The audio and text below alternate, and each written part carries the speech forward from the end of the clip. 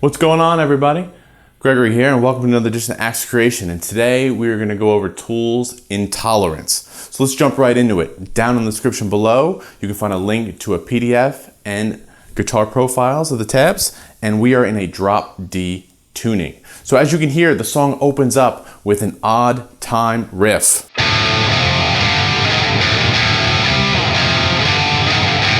All right, you essentially have 0-3-5, and then you have your 16th notes, 6-5-0-1. Okay, and that first measure is actually 13-16. Sounds really complicated. Essentially, it's 3 full beats and then the first 16th note, right, of the first beat of 4, right? So you can think of it as, right, 1 and a 2 and a 3 and a 1. Those would be 13/16 notes, right? And then you jump into right into a measure of 4 after that. Right, same riff, you're adding 10. 0, 10, 3, 5, and then that little fill right there. But it's really easy to just look at what he's playing, not think about the time, and just groove with it, okay? So we open up with that main riff, and then we're gonna go right into the verse riff, right? So I'll do it once and then go into the verse riff, and the verse riff is made up of kind of 3 different sections, right? And you have this.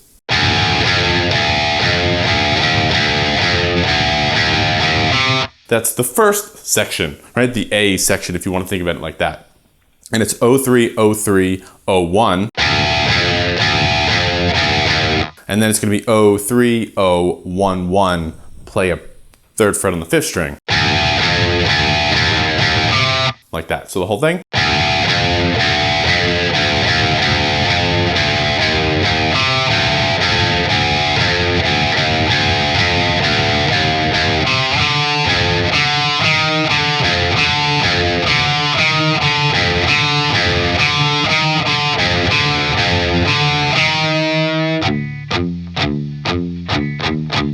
And right there, you go into the A section, the beginning of the verse riff, just palm muted, okay? So after you play the first part of it twice, you're gonna play this part. Essentially, it's a power chord shape. Now we're in a drop D tuning, so we're not playing power chords, but we're in the power chord shape. 5-3-5-6-5-3. All right, so you step up from that root note D a half step, okay? And then you're gonna go back to the first part you did, but now it's gonna be palm muted. Right? And then after that, you're going to go into this little chug dead note section where you're just playing a.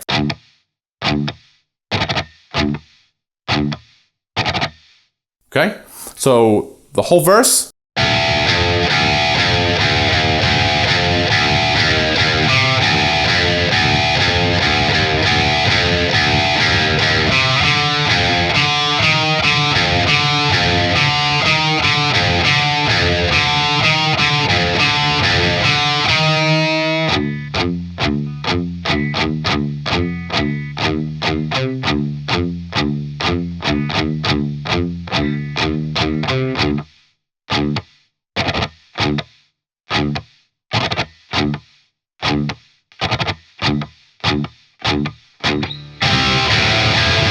Right into the chorus.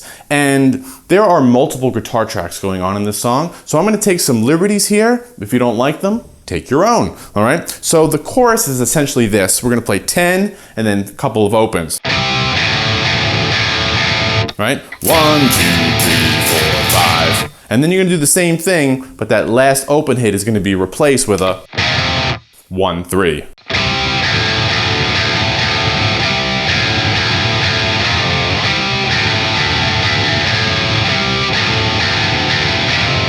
Okay, now the first time we play through the chorus, I like to play the power chords rather than just straight opens.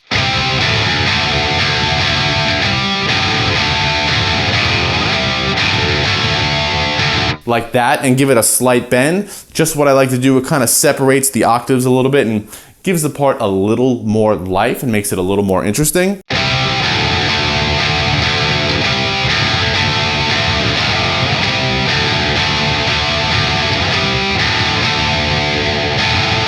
And then we go back into the verse, except this time, same verse riff, except power chords.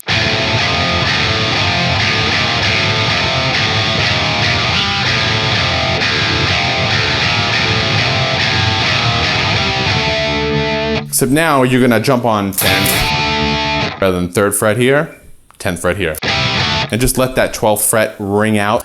Feedback, just kind of chill back for a little bit, and then we're gonna have a nice dead note variation of what we did before, a little more intricate.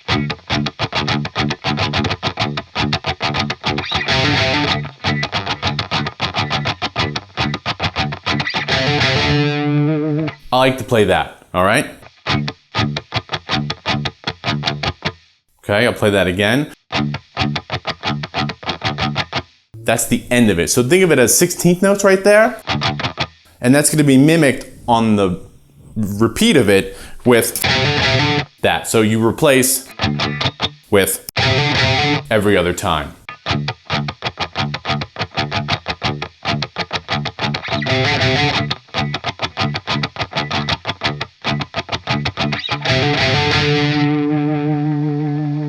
And again, this note's gonna hang out until the chorus comes back. And then the chorus is gonna repeat. You do the main one 2 times, just like last time, except this time you have this overtrack lay, and it sounds like he's playing power chords here.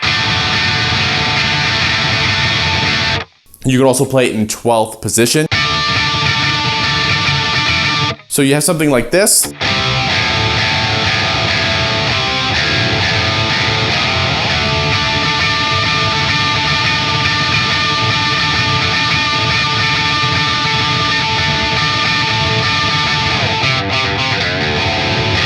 Typical Jones fashion, right? Just lay on that power chord, and now you're gonna move to the breakdown riff.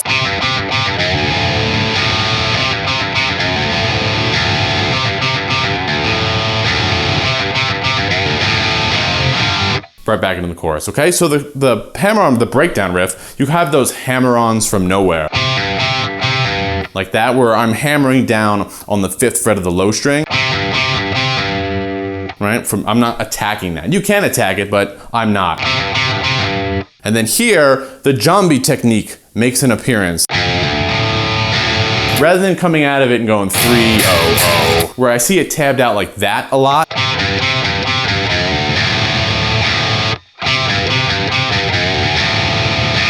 I like to go,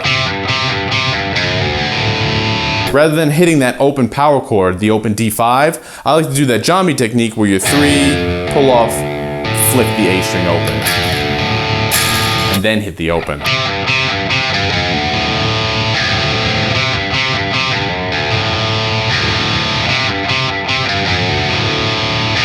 I like to do it like that, okay? So after that, we go right back into the main riff a couple times.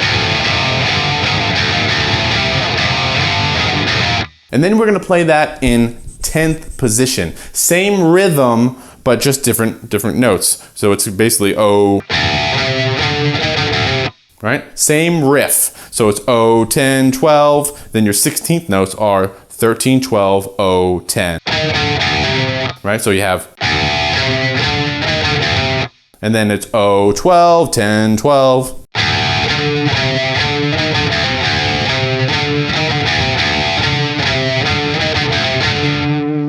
And then here, again, you're gonna hold out for a long time because you have the lie, cheat, and steal that goes on and on and on. And essentially the guitar's not doing anything, right? The bass and the drums and the vocals build up the part. So when you land on it, I would put yourself in position where you're playing this power chord, the extended power chord in 12th fret. And use this as a time to experiment. Hold it out, let it ring, get some feedback, do some pick scrapes, play the high notes if you want. Pull it a little bit. You have some effects, some delay, some reverbs. Play with your effects and whatever sounds good for how you're jamming on it, okay? And that basically builds up into the chorus again, where you have the...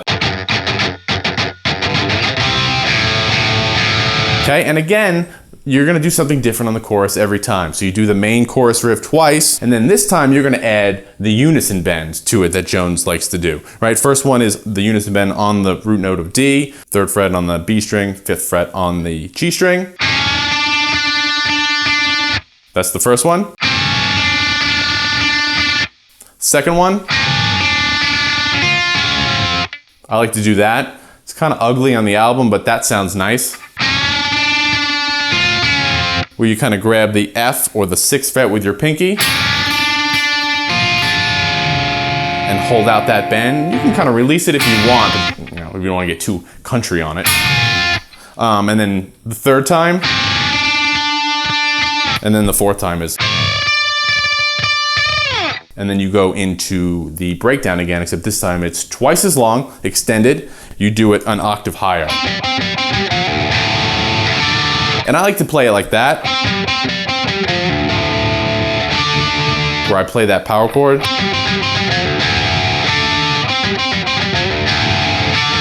And now that takes us to the outro riff, okay? And the outro riff is this. It's essentially the same thing as the main riff of the song with an added note, which puts it in 4. And it's open D, 10 on the A string, and then 10, 12 on the low D, and then the fill.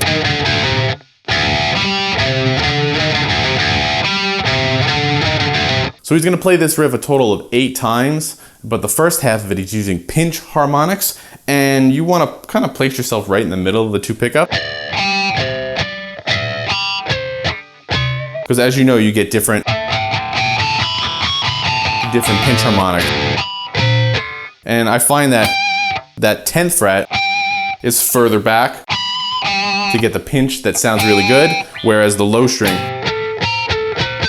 sound better when you move it up a little bit. And then you jump out of the harmonics and then you just boom and you end on the song. And there you go. Tools Intolerance. So like I said, down in the description below, you can find a link for the PDF and Guitar Pro. Please subscribe because we do this weekly. And as always, let me know what you come up with. Until then, I'll see you next time. Thanks a lot.